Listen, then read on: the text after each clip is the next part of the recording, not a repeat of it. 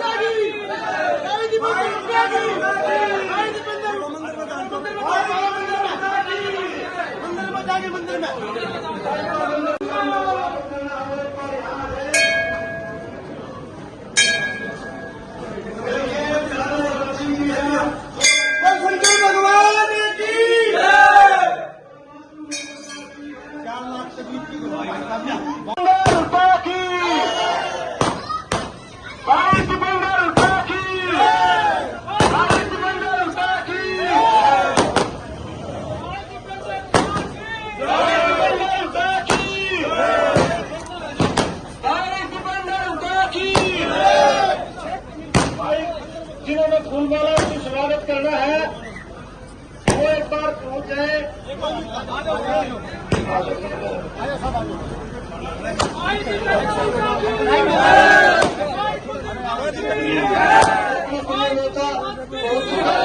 मंदिर में सभी ग्रामवासियों से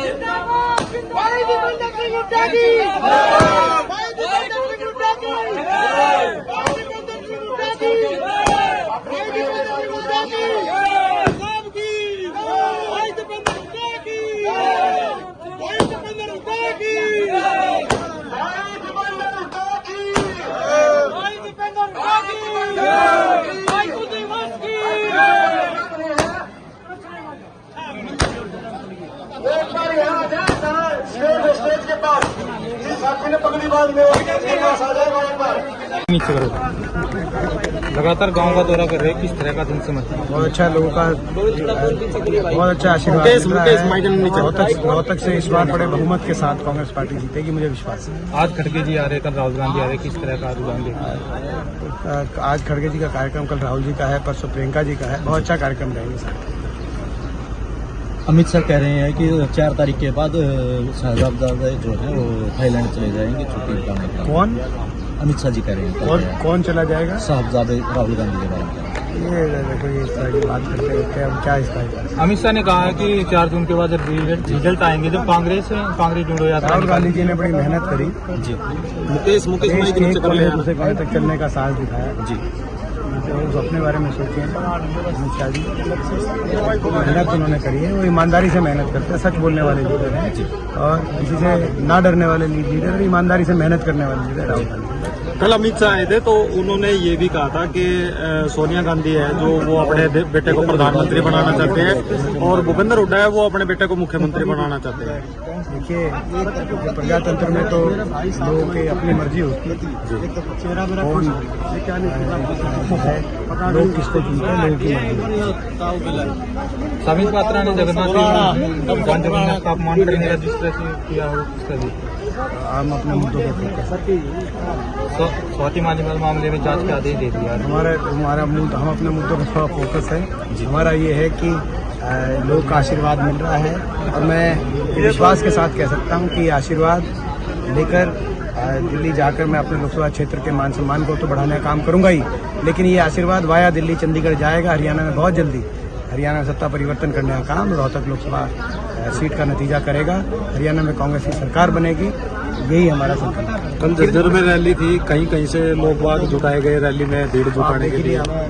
किरण चौधरी ये कह रही है कि हमारे बीच में हमारे आपके सुख दुख के साथी, आपके लोकप्रिय विधायक भाई कुलदीप बख्श जी, उपस्थित सभी मेरे पिता तुल्य बुजुर्ग, राजस्थान से हमारे बीच में जो चल के आए पूर्व मंत्री और मौजूदा विधायक हमारी बहन कृष्णा पुनिया जी, सभी पिता समान बुजुर्ग नौजवान साथी, मेरी माताएं, मेरी बहन। जब भी कभी कोई चुनाव आता है तो दो ही बातें होती है जिस भी जनप्रतिनिधि में आप तुलना करके देख के आप फैसला कर सकते हैं, उसके काम और उसका आचरण। जब आपने मुझे यहाँ सांसद के रूप में से मौका दिया था तो अपने झज्जर की नक्शा बदलने के लिए, झज्जर को विकास में आगे लेके जाने के लिए जो मैंने काम किए थे वो भी आपको याद होंगे। उससे पहले झज्जर की क्या स्थिति थी और जब आपने मौका दिया तो झज्जर को आगे लेके जाने के जो सब काम हुए वो सारे काम भी आपको याद होंगे। और मेरा आचरण भी बचपन से लेकर आज तक आपके आगे है। काम और आचरण की कसौटी पे आप तोलना और तोल के अगर आपको ये आपकी आत्मा गवाही दे कि मैं खड़ा उतरता हूँ तो आप मुझे आशीर्वाद देना। ये मैं आपसे आशीर्वाद मांगने के लिए आया हूँ और मैं ये विश्वास दिलाता हूँ कि आपका आशीर्वाद खाली नहीं जाएगा। आपका आशीर्वाद वाया दिल्ली चंडीगढ़ जाएगा और हरियाणा बहुत जल्दी आपकी अपनी सरकार लेके आएगा। हरियाणा में कांग्रेस की सरकार लेके आएगा क्योंकि हरियाणा ने बदलाव की तरफ कदम बढ़ा दिए हैं। जैसे आपने देखा बीजेपी की सरकार तो इस बार पहले ही अल्पमत में थी, जेजेपी ने सपोर्ट कर रखा था, लेकिन अब इतनी नाराजगी बन गई कि बीच में मुख्यमंत्री को उनको बदलना पड़ा। लेकिन फिर भी बीजेपी के विधायक एक एक करके कांग्रेस की तरफ आ रहे। कांग्रेस की सरकार बनेगी। ये लड़ाई हरियाणा में सत्ता परिवर्तन और हरियाणा खुशहाली और विकास के रास्ते पे लेके जाने की लड़ाई है।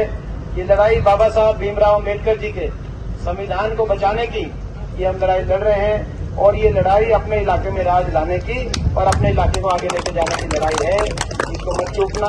मैं पूरे गाँव से कहना चाहता हूँ, एक बार पूरे अगर ये पूरा आशीर्वाद गांव का हो तो एक बार हाथ उठा करके आप बताओ कि भाई ये पूरा आशीर्वाद